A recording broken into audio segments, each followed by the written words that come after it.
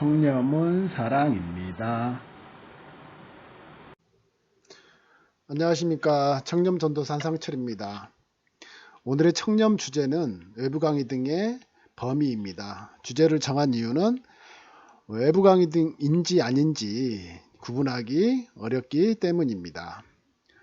먼저 외부 강의 등의 정의를 알아보면 청탁금지법 제10조 제1항에 공직자 등은 자신의 직무와 관련되거나 그 지위, 직책 등에서 유래되는 사실상의 영향력을 통하여 요청받은 교육, 홍보, 토론회, 세미나, 공청회 또는 그 밖의 회의 등에서 한 강의, 강연, 기고 등이라고 규정하고 있습니다. 이것을 다시 풀어서 설명드리면 외부 강의 등은 직무와 관련하여 요청에 의하여 다수인을 대상으로 자신의 지식이나 의견을 전달하는 것이라고 할 수 있습니다. 그러면 연주, 공연, 전시, 시험 문제 출제, 용역 자문, 법령상 위원회 위원으로서 회의 참석, 겸직 허가를 받은 학교 출강은 외부 강의 등에 해당이 될까요? 한번 알아보겠습니다. 먼저 연주회, 전시회에서 연주, 공연, 전시는 외부 강의 등에 해당이 될까요? 해당되지 않습니다. 왜냐하면 연주, 공연, 전시는 문화예술 행위로서 의견, 지식을 전달한다고 보기 어려우며 회의 형태도 아니기 때문입니다.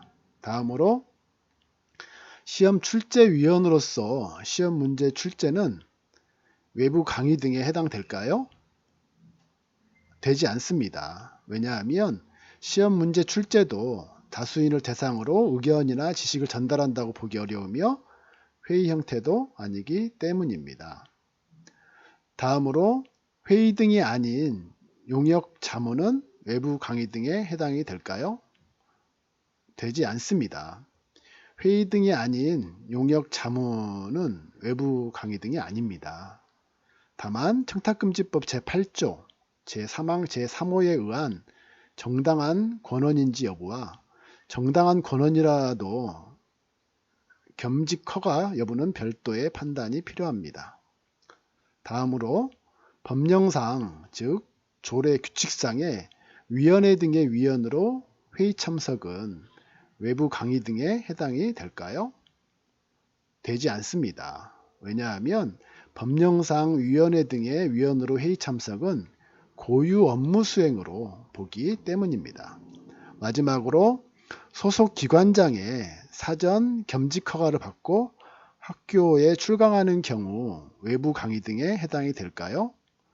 되지 않습니다. 왜냐하면 겸직 허가를 받고 학교 출강하는 경우도 고유 직무 수행으로 보기 때문입니다. 이상으로 외부 강의 등 범위 설명을 모두 마치겠습니다. 청렴 전도사 한상철이었습니다.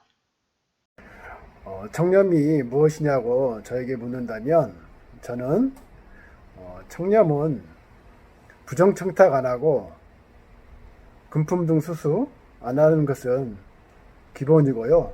공정하게 업무 처리하고 미루한 일을 친절하게 응대하는 것입니다. 더 나아가 배려를 더한다면 청렴이 완성된다고 생각을 합니다. 저부터 실천하기 위해 노력하겠습니다. 우리 함께 실천해요. 화이팅!